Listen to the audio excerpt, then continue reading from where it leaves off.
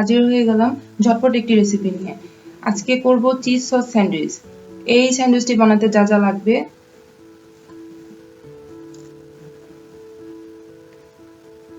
পাউরুটি, ডিম, cheese sauce আর butter oil. পাউরুটি 4-5টা কেটে নিচ্ছি।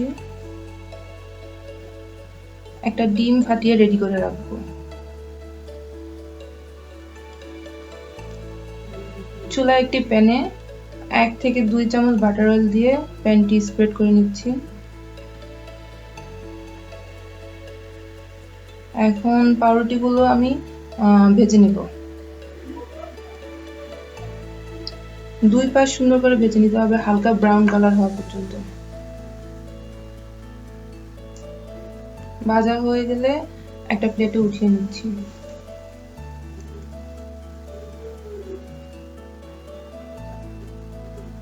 একই প্যানে 1 চামচের মতো বাটার অয়েল দিয়ে এখন ডিমটা ভেজে নেব।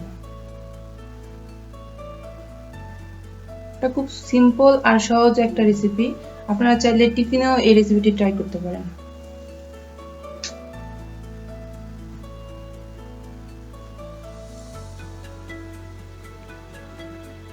এখন ডিমটাকে ফোল্ড করে নিব।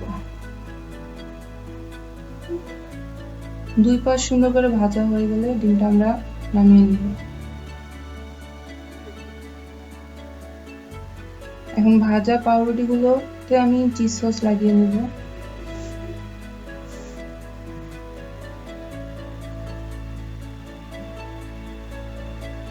এখানে আমি আড়ঙের চিজ সসটা ইউজ করেছি, আপনারা চাইলে অন্য যে কোনো চিজ সস ইউজ করতে পারেন। আর 2 পাশে চিজ সস লাগানোর পরে মাঝখানে আমি ডিমটা দিয়ে 3 কোনা করে কেটে নেব পাউরুটিগুলো।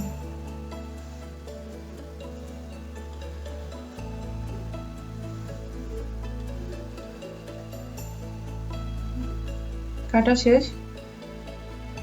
ফাইনাল লুক তৈরি হয়ে গেল আমার চিজ সস স্যান্ডউইচ। এখন টেস্ট করার পালা।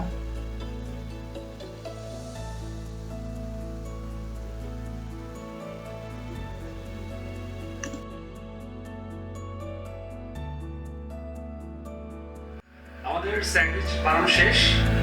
এখন আমি এটা খেয়ে টেস্ট করে দেখব। আর এই স্যান্ডউইচটির নাম আমরা দিয়েছি ক্রিসপি চিজ সস স্যান্ডউইচ। তো ঠিক আছে, আমি খেয়ে দেখি কেমন হলো। আশা করছি খুবই ভালো হবে, বিকজ রান্নার সময় খুব সুন্দর একটা স্মেল আসছিল।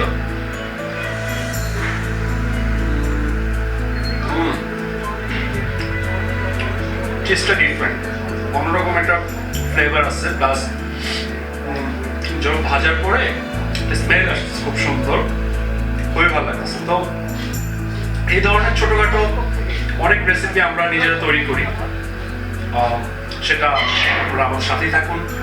আশা করছি যখন দেখবেন ইনশাল্লাহ ভালো লাগবে। সবাইকে ধন্যবাদ আমাদের এই ভিডিওটি দেখার জন্য। ইনশাল্লাহ আবার দেখা হবে অন্য কোনো ফুড ব্লগ, ফুড রিভিউ কিংবা কোনো ট্রাভেল ব্লগ নিয়ে। ততক্ষণ পর্যন্ত সবাই ভালো থাকবেন, সুস্থ থাকবেন আর আমাদের জন্য দোয়া করবেন। Thank you. খুদা হাফেজ।